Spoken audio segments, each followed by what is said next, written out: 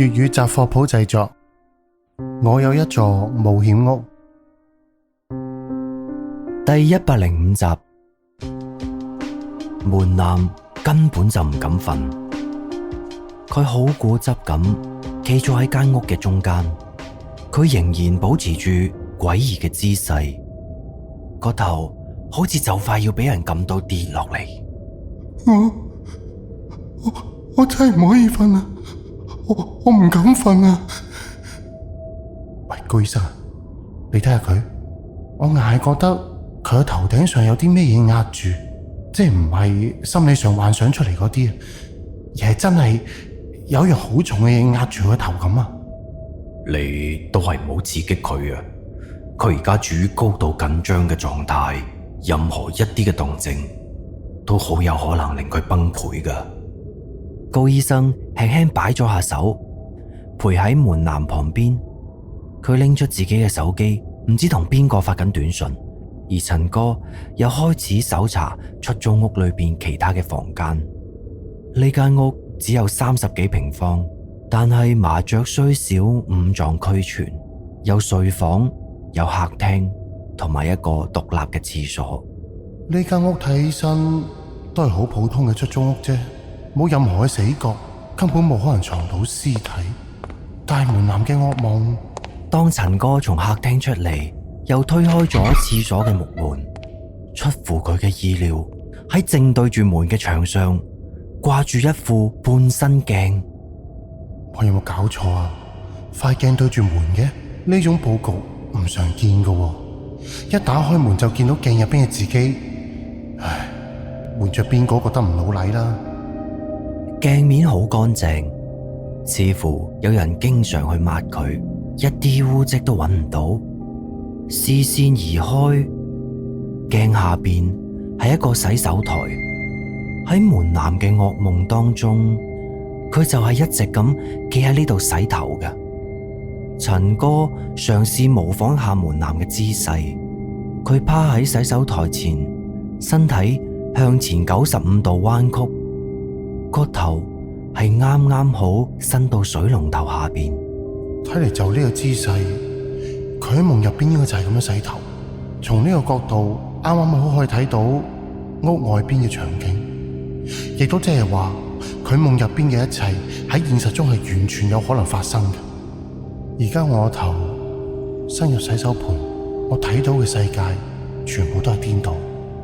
門南話每一次發夢，嗰個男人都會離佢近一啲，呢個地方就好可疑。對方點解一直都唔行過嚟整死佢，非要一啲啲咁折磨佢？佢哋兩個係咪有啲咩深仇大恨啊？陳哥正喺度沉思嘅時候，突然後頸感覺到一絲冰涼，佢即刻就直起身，摸咗摸自己條頸。點解有水嘅？喺邊度滴落嚟噶？天花板冇水漬噶？唔通係挨塊鏡？但係如果按照咁樣講，自己喺洗手台前面洗頭，而塊鏡嘅自己亦都伸出半個身出嚟捉住佢條頸。但係黑色手機上邊顯示呢一次試驗任務個名叫做3個人嘅房間。任務個名本身就係一種隱性提示，3個人，間屋入邊有3個人，門南算一個，夢境入邊不停靠近嗰個男人亦都可以係算一個。咁呢個時候間房入邊嘅第3個人嘅存在係邊個呢？呢第3個人會唔會就係鏡入邊嗰個啊？陳哥雙手撐住洗手台，佢兩邊掃咗一眼，佢發現廁所垃圾桶裏邊有2個空咗嘅洗頭水樽。按道理門南搬咗過嚟唔係幾耐嘅啫，咁快就用完2支洗頭水？如果只不過係喺夢入邊洗頭，現實入邊啲洗頭水又點會用咁快啊？有冇可能係去夢遊呢？夜晚黑自己起身洗頭？唔得，我咁樣諗都係唔啱嘅。高醫生之前講過，佢將門南帶翻自己屋企，嗰啲噩夢都冇停過。夢遊係可以排除嘅，但係如果係清醒嘅時候，短時間內用完2支洗頭水，呢個就更加奇怪。佢點解搏命咁洗頭呢？就算再中意乾淨嘅人，日日洗一次頭都已經係頂晒籠噶啦。但係門南就喺好短嘅時間裏邊用晒2支洗頭水，而洗手台旁邊嘅第3支洗頭水亦都淨係剩翻半支。其實佢係咪覺得個頭有啲咩嘢啊？要一直洗，要將佢洗甩。門南前嗰2次喺學校同人打交，一次係因為窗簾上嗰啲動物圖案唔對稱，第2次就係因為唔清楚啲餡餅嗰啲芝麻嘅數量，係知道佢有嚴重強迫症，但係都唔至於係咁噶。唉，睇嚟答案真係只有佢自己先知，佢一定隱瞞咗啲咩重要嘢冇同高醫生講。陳哥正喺度猜測緊，手機突然震咗一下，佢拎出嚟一睇，竟然係高醫生發過嚟嘅短信。門南嘅家庭環境有啲複雜，同我之前調查嘅結果唔太一樣。我將門南嘅病情話咗俾佢屋企人知，佢屋企人嘅反應非常之冷淡，淨係話會喺門南嘅銀行卡裏邊打足夠嘅錢，完全都冇話要嚟睇佢嘅意思。呢件事我唔想俾佢知，所以只可以發短信過嚟同你講。個仔都病到咁，做家長點解可以咁冷淡呢？淨係負責俾錢，望一眼都唔願意。其實我之前都冇諗到，我問過門南同埋佢身邊嘅同學，所有人都覺得門南係出生於一個好和諧嘅家庭。我仲特登睇咗下佢所有嘅社交平台，裏邊有好多感恩屋企嘅文章。陳哥睇完短信之後，又將自己啱啱發現嘅嘢話翻俾高醫生知。冇過幾耐，高醫生又覆咗佢幾條短信。強迫症大致分為4類：擔心、儀式、潔癖、完美。經過我嘅觀察，門南嘅病症並唔屬於呢4類嘅任何一類。佢洗頭似乎只係因為有呢個需求。喺我睇門南嘅表現，佢更加之似係另外嘅一種心理疾病——創傷性應激障礙。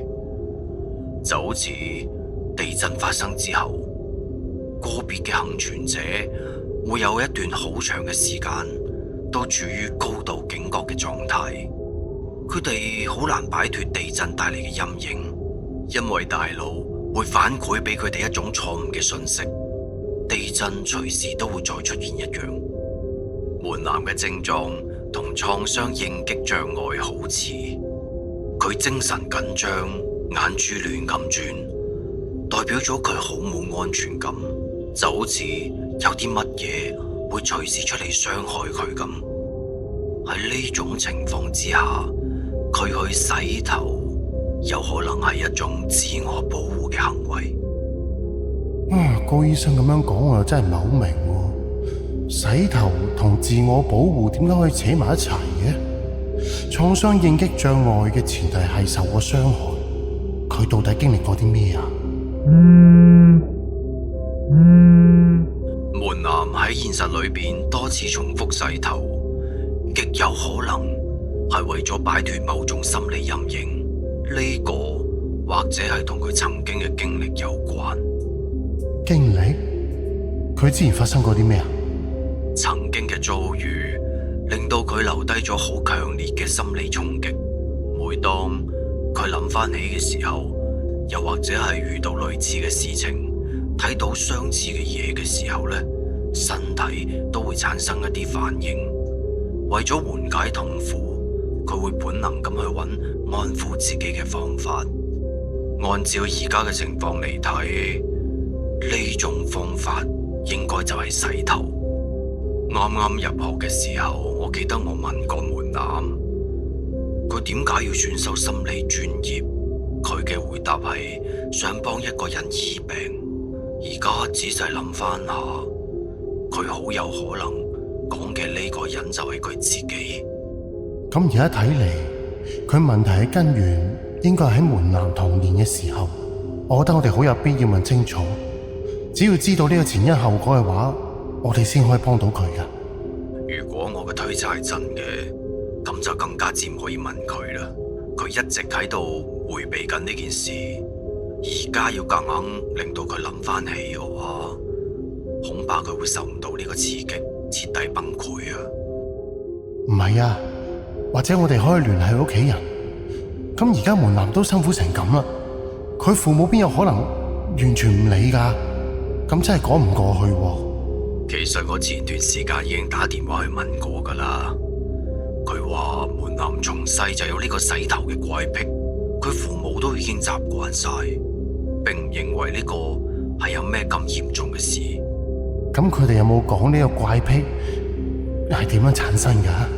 冇喎，喺門南好細個嘅時候，佢屋企人帶過佢去睇心理醫生，當時嘅診斷結果話係強迫症。但係按照當時佢睇醫生嘅年齡段嚟講，就非常之罕見。考慮到小朋友仲細，就冇用相應嘅藥物治療，醫生淨係鼓勵佢屋企人多啲陪佢。唉，如果門南嘅父母啊真係咁在乎佢，個態度就唔會咁冷淡啦。輕微嘅強迫症係唔會影響生活嘅，所以佢嘅父母就一直都冇在意。之後我深入咁問過佢，原來門南嘅親生媽媽喺佢5、6歲嘅時候就已經遇害啦。後嚟佢嘅父親又重組咗家庭，門南仲有一個細佬啊。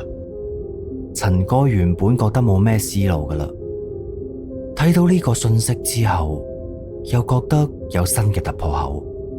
佢嘅親生父母關係唔係太好啊，個老豆經常喺出邊做嘢，得返阿媽一個人帶住佢。有一日，有個賊入咗佢哋屋企，後嚟發生嘅事，門南而家嘅父母都唔係太清楚，淨係知道案發第2日先有鄰居報警。案發第2日？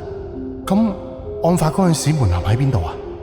案發嘅時候門南喺邊我就真係唔知啦，但係我知道鄰居報警嘅時候，門南就喺案發現場，佢係第一個發現媽媽嘅人。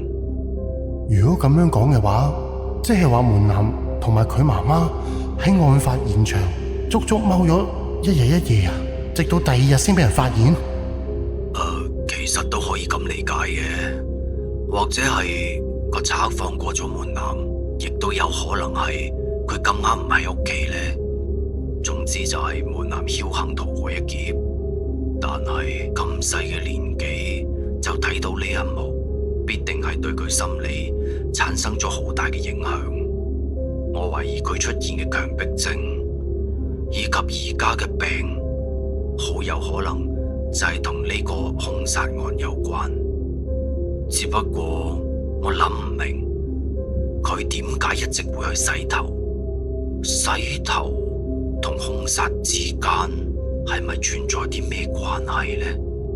高醫生喺短信裏邊透露出嚟嘅疑問，亦都係陳哥想知道嘅。佢企喺塊鏡前邊，望住鏡中嘅自己。洗頭，自我保護，啱啱嗰個水滴啊！唔睇，要即刻同高醫生講先。高醫生啊，案發現場門南媽媽嘅屍體喺邊個地方發現噶？兇手喺殺咗人之後，拆咗廁所天花嘅防潮板，將條屍塞咗入去。如果唔係隔籬屋嘅細路經常同門南一齊返學嘅話，我諗可能都冇咁快發現到問題。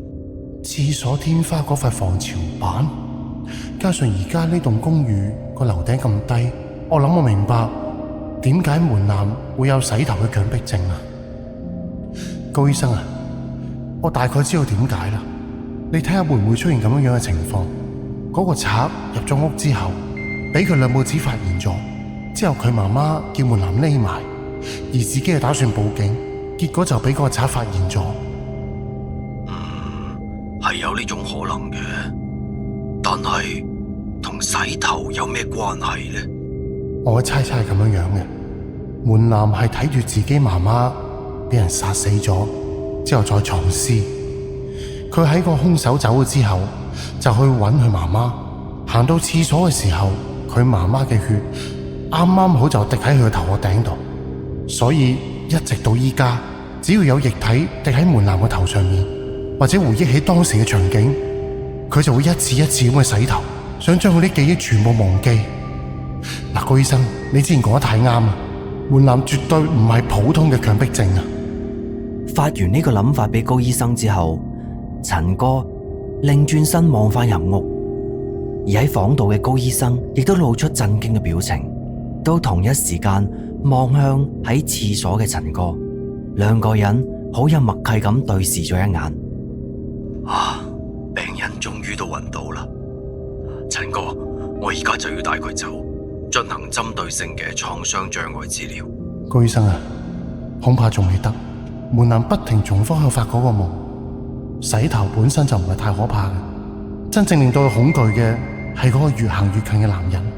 我哋想要幫門南嘅話，就要揾到關於嗰個男人一切嘅嘢，而且仲要將佢喺門南嘅夢境入邊趕走。將夢裏邊嘅嘢趕走？你唔係喺度同我開玩笑啊嘛，陳哥？其實我已經有一個大致嘅猜測，今晚就可以驗證噶啦。嗱，喺呢間房入邊確實存在嘅有3個人，而2個人嘅身份係已經確定噶啦。只要再揾埋第3個人嘅話，咁一切都可以解決。本集已經播放完畢，多謝你嘅收聽，再見。